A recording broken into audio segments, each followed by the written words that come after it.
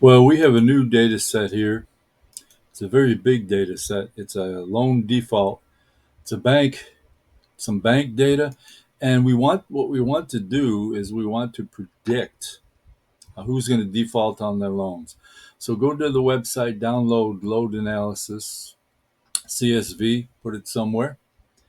And what I want to do is I want to just start a new project.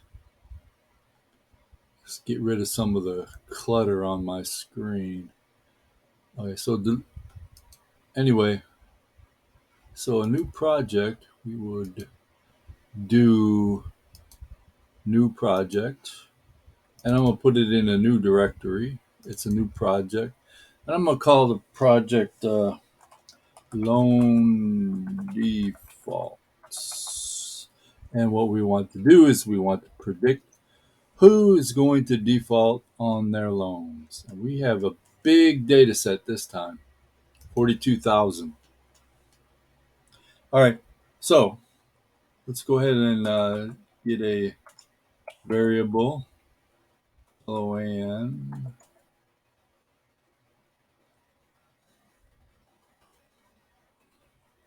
and we're going to read .csv, and we're going to file choose, right, and we're going to look for that file. And where is that file? It's in this one.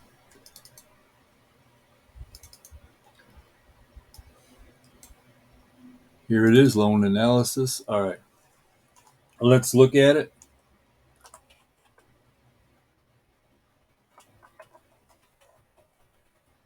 Oh, no, we don't do it.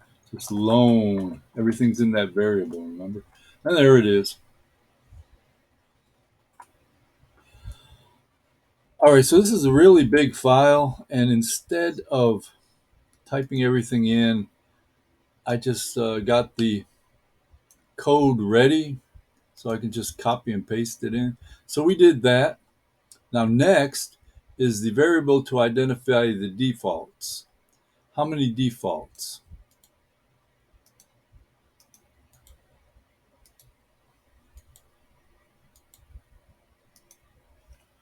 All right, so let's defaulted num n rows defaulted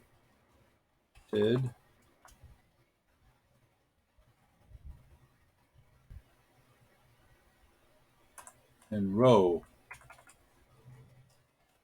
All right, so 782 people defaulted. So the ones defaulted and the zeros did not default.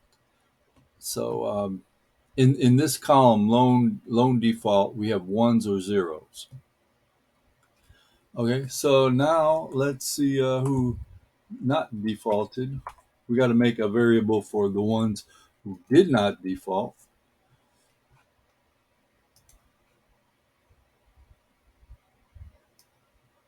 Not defaulted.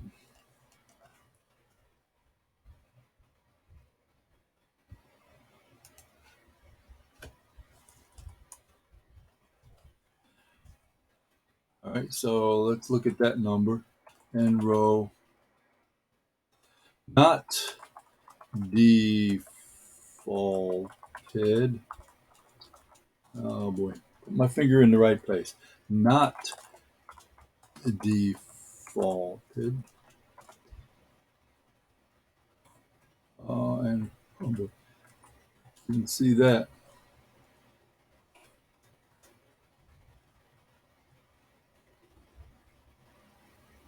Oh, not M row, N row. Sorry about that. 42,411.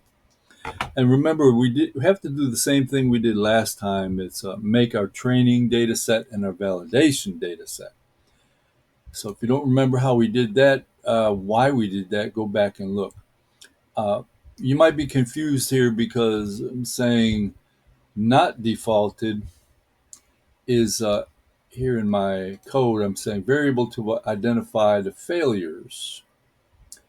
Uh, if they didn't default, it's a failure because we're wanting to see who did default. It's the success of our code, not the default, not the person in the bank who's has a loan. We want to we want successes of who defaulted. So don't get confused about that. All right. All right. So now we make our data training set, and remember we did half of that number.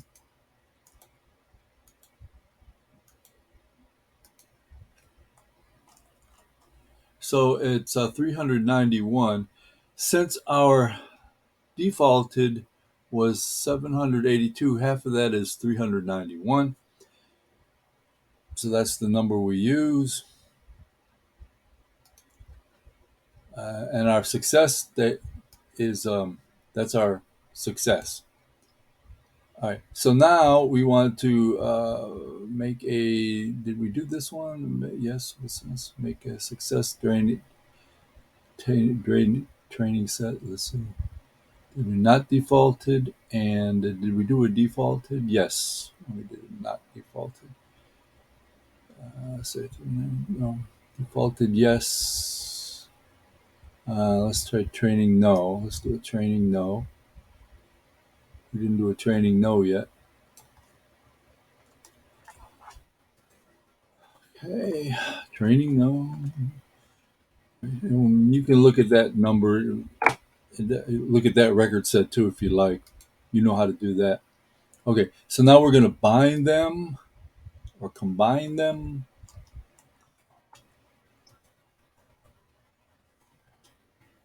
Perfect.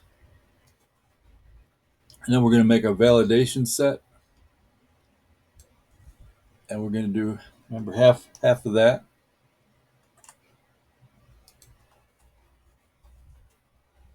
and then we're going to do our other validation set of our failure data set.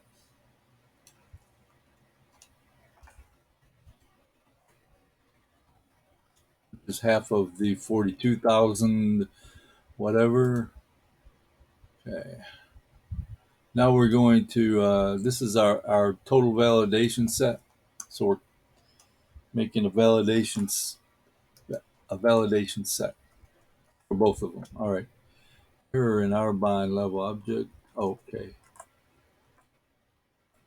No valid. Sorry. Okay. So let's carry on, and we're going to build a logistic regression model. Remember, we had the GLM function and the logit function. And let's do that one.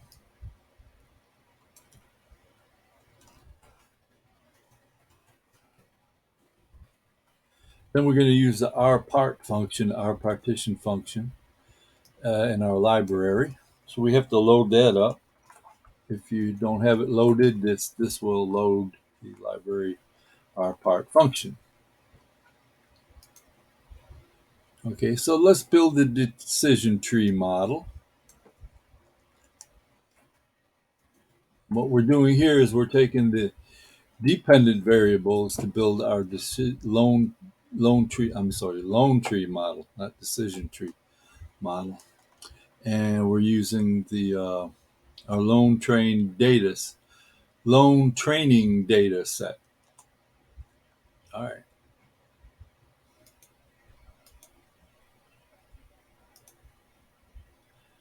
So, okay, did we make a loan log function? Yes, we did. Loan and a loan tree function. So we use the loan GLM on the logistic function, and we use the rpart on the tree function. Okay, so now we have two models. Now we install the rows package. We need rows. So if you don't have that, install that. Okay, so now we have two models. The rows analysis package helps us determine which can give us a better prediction, which model can give us a better prediction. So believe me, it does. And if you don't have the rows package installed, install it, and then and then enable it. Loading rows. That looks good. Okay, so we're going to make a log prediction. We're going to make a prediction function. Now we come with the prediction part.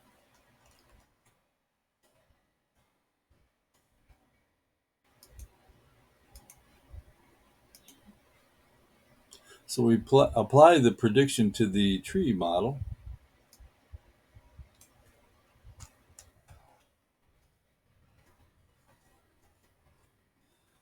And then what do we do? This is incomplete. What happened here? Okay. I don't know why it does that. That scares me. Okay, so we're going to apply a prediction to the lone default rate of the lone valid data set. So we're using the ROC. Okay, the ROC is what we call the receiver operatic characteristic. So it's the first type in your ROC curve for the logistic regression prediction. So we're doing that for the logistic regression prediction. Remember, we have two ways to predict. Let's copy that. Okay. Error in the curve lone predict lone. Oh, spelled it wrong again. Sorry. Valid. Okay. Area under the curve. So we have a curve here. This is the area under the curve is 0.687. So our prediction is kind of halfway between 0 and 1. All right. Now apply the prediction model to predict the lone default rate of the lone default data set. So we're applying the prediction model to predict, and we're doing the tree here. Copy. All right. And let's look at our results.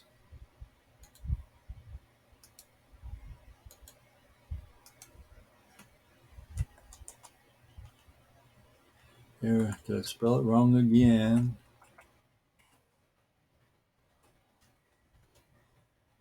And there we have area under the curve is 6.090. So we have two curves here. And here's a false positive rate. For every true positive rate, for every true prediction, we have this many false predictions. And that's what that means. So 80% true, we have 20% false. This is this is for every one false, we have one true. Okay, so for every 0.6 false predictions, we have 6 true predictions. So like it says here, it's about halfway. And that's our prediction model for our lone default rate. I'm not sure it's a very good number. It's not new.